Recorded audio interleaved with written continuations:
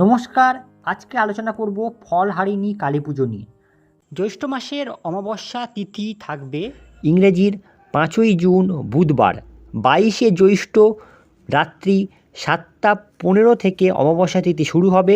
23শে জ্যৈষ্ঠ বৃহস্পতিবার বিকেল 5টা 53 পর্যন্ত অমাবস্যা তিথি থাকবে।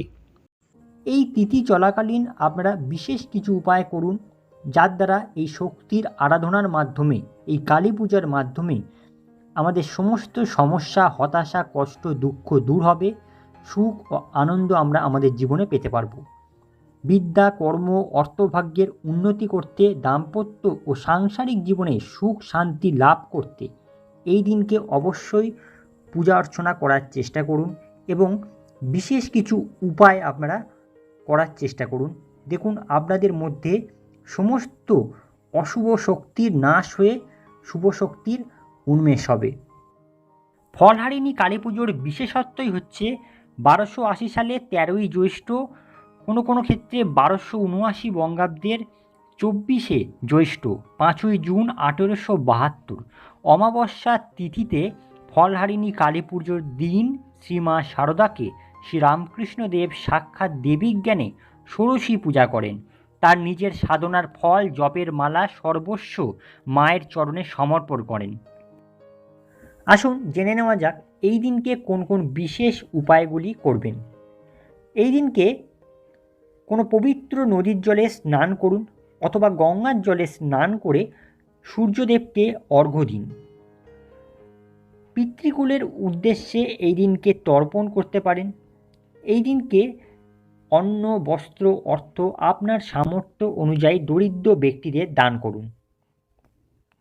বাড়ির সামনাসামনি কোনো কালী মন্দিরে গিয়ে ফুল, ফল, বস্ত্র, ধূপ, মিষ্টি সমস্ত রকমের সরঞ্জাম দিয়ে আপনারা কালী মন্দিরে পুজো দেওয়ার চেষ্টা করুন। এই দিনকে একটি ফল যজ্ঞে আহুতি দিন। এই ফল দ্বারা আপনারা মনস্কামনা জানাতে পারেন, যার ফলে একটি বছর আপনারা এই ফল যদি গ্রহণ না করেন, সেই প্রতিজ্ঞা করে মনস্কামনা জানান, এর ফলে আপনাদের সেই মনস্কামনা পূর্ণ হবে।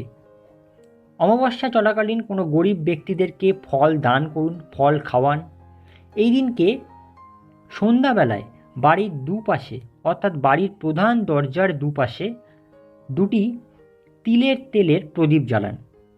এছাড়া এই দিনকে বাড়ির ঠাকুর ঘরে সর্ষের তেলের একটি প্রদীপ সারা রাত জ্বালিয়ে রাখুন। অমাবস্যা চলাকালীন অশ্বত্থ গাছের তলায় সর্ষের তেলের একটি প্রদীপ জ্বালান।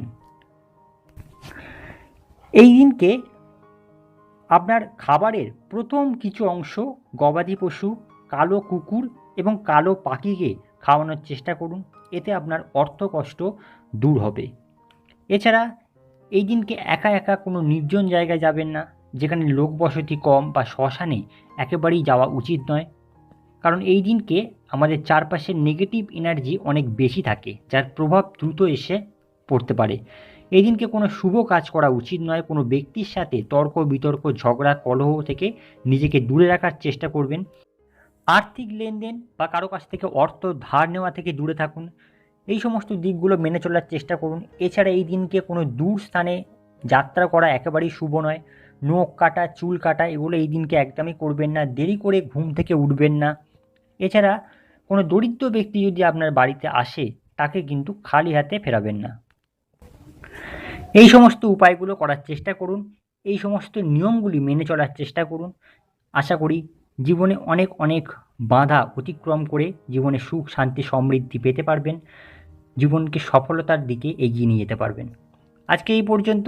পরবর্তী ভিডিওতে নতুন কোনো বিষয় নিয়ে আলোচনা করব। ভিডিওটি দেখার জন্য সকলকে অসংখ্য ধন্যবাদ।